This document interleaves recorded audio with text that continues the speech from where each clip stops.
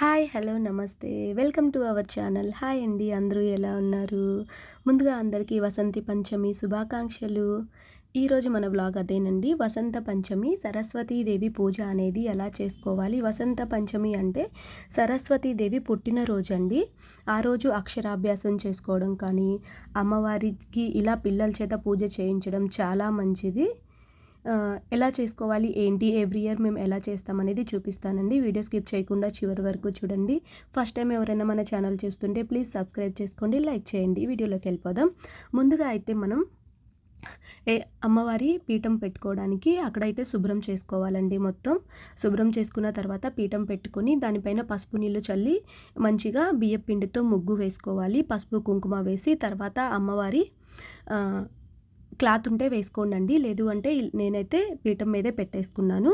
అమ్మవారి ప్రతిమ పెట్టుకోవాలి. తర్వాత అమ్మవారికి నైవేద్యం, అలాగే దీపారాజన, కుందులు ఇవన్నీ పెట్టేసుకొని అలాగే పిల్లలకి కట్టాల్సిన కంకణాలండి, 2 కంకణాలు కూడా నేను పసుపు రాసి కుంకుమ బొట్టు పెట్టి అమ్మవారి పాదాల దగ్గర అయితే పెట్టాను.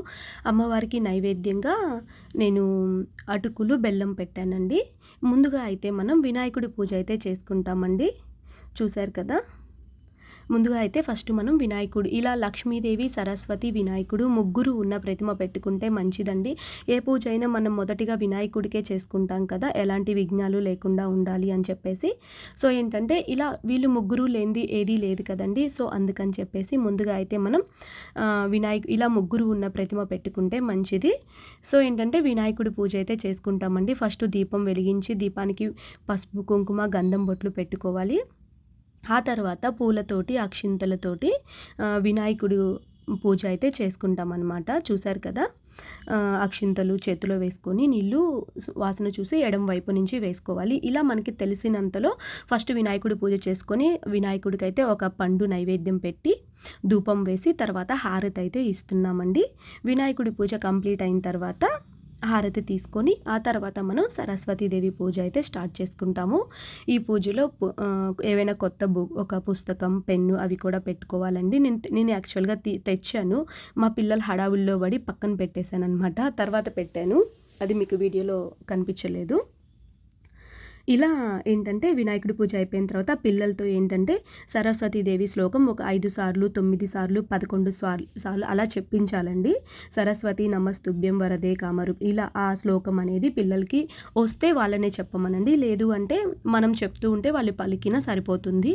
మా పిల్లలకి వచ్చండి, అందుకని చెప్పేసి వాళ్ళే చెప్పారనమాట. ఒక 5 టైమ్స్ 9 టైమ్స్ అలా చెప్పించాను. ఆ తర్వాత అమ్మవారికి పసుపు కుంకుమతో కొంచెం సేపు పూజ చేయించానండి అమ్మవారి పాదాల మీద. తర్వాత తెల్లటి పుష్పాలతో సరస్వతీదేవి అష్టోత్తరం అయితే 108 నామాలైతే నేను ఒక్కొక్క నామం చెప్తుంటే వాళ్ళు అమ్మవారికి తెలుపు అంటే ఇష్టం కదండి, అందుకని ఎక్కువగా తెల్ల పుష్పాలే వాడాలి అమ్మవారికి. ఎర్ర పుష్పం అంటే నేను లక్ష్మీదేవి, వినాయక స్వామి కూడా ఉన్నారని ఎర్ర పుష్పాలు కూడా పెట్టాను. లేదు సరస్వతీదేవి పటం ఒక్కటైతే నేను ఓన్లీ తెల్ల పుష్పాలు మాత్రమే వాడతానండి. ఇట్లా నేను 108 నామాలు ఒక్కొక్కటిగా చెప్తూ ఉంటే పిల్లలైతే పుష్పాలు పెట్టారండి. పుష్పాలు అయిపోయిన తర్వాత మనం అక్షింతలు కూడా వాడుకోవచ్చు.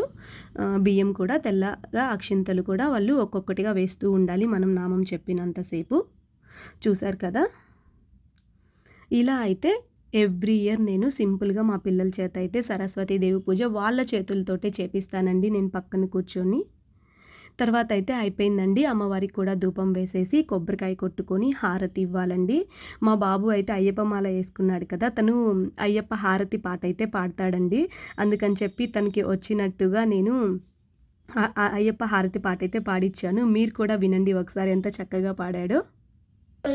శంకరాయ శంకరాయ మంగళం, శంకరీ మనోహరాయ శాశ్వతాయ మంగళం, గురువరాయ మంగళం, దత్తాత్రేయ మంగళం, శాశ్వతాయ మంగళం, శాశ్వతాయ మంగళం, అయ్యప్ప మంగళం, మణికంఠ మంగళం, శబరీష మంగళం, శాశ్వతాయ మంగళం, రామ లక్ష్మణ జానకి జయ బోలో హనుమానికి, రామ లక్ష్మణ జానకి జయ బోలో హనుమానికి. చూశారు కదండి, హారతి అయితే అయిపోయింది. ఎంత చక్కగా పాడాడు కదా నా బిడ్డ.